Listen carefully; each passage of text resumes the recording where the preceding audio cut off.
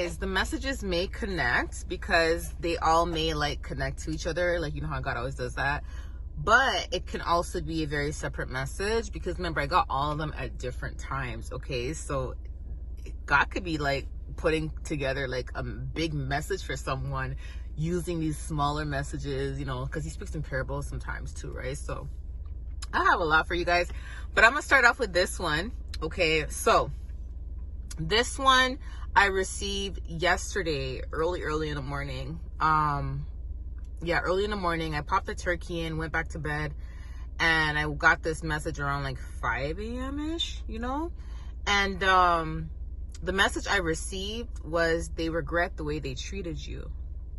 Okay, and that message sat with me all day yesterday, and I'm like, okay, I'm like, God, do I say something on Christmas?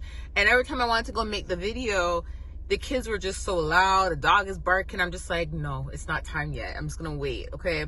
And then today I heard, can we talk? So those two messages may connect, but I will say this. I got more additional details throughout the day yesterday, and I just want to say this. There's someone that wants to reconcile with you. And let me just say something. I wanted to post a message yesterday because, you know, when God explained the message to me, what he revealed to me is that there was someone that was feeling lonely during the holiday season. And it's like, it's not that the person hasn't forgiven, but the person hasn't quite healed to a certain extent yet, to where when there's holiday seasons, birthdays, and special occasions, it's like they think about the people that are supposed to be there for them, right? And they were kind of feeling down because they felt like the person that has hurt them has no remorse, okay? And the Lord wanted to give this person a confirmation to let this person know. So this is for whoever this is for.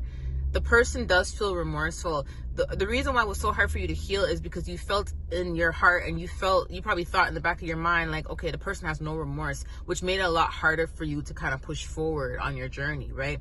But God wants you to know the person does have remorse. The person does feel bad for the way they've treated you. Despite what happened, despite what you're hearing from other people, remember, sometimes when people feel remorseful about something, not everyone's gonna have the courage to go forward and to tell someone, hey, I feel bad for what I did. Not everyone's gonna prove action-wise they feel bad. A lot of people, especially the human race, like a lot of humans, we just, you know, sometimes we have pride, sometimes we have to put our pride aside, you know what I mean? But unless you're working on yourself and really healing, getting close to God, you're not gonna put your pride away so easily, put it to the side so easily. You get what I'm saying?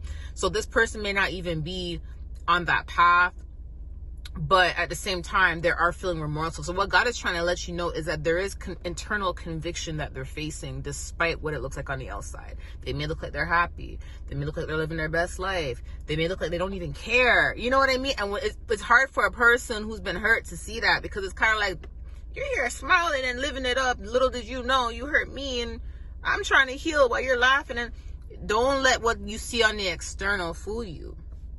A lot of people, we can look like something on the outside, but we can be dealing with conviction. We can be dealing with sadness. We can be dealing with depression on the inside, and no one would even know unless we said something, right? So what God is trying to tell you is it's not what it looks like. The person that is feeling remorseful, and they are going through internal conviction. And yesterday was a day where they were thinking about they should have been spending that day with you. So I don't know if I don't think this is a friend. The reason why I feel like it's more a family or a lover is because the way how God showed it to me is the person took yesterday to heart. Yesterday was a family day. Yesterday is a day you spend with people that you love, right? They took yesterday to heart and realized that you are someone they should have been spending the day with yesterday. And it really bothered them. And then you may have felt it yesterday where you're like, oh my gosh, does the person even feel remorseful?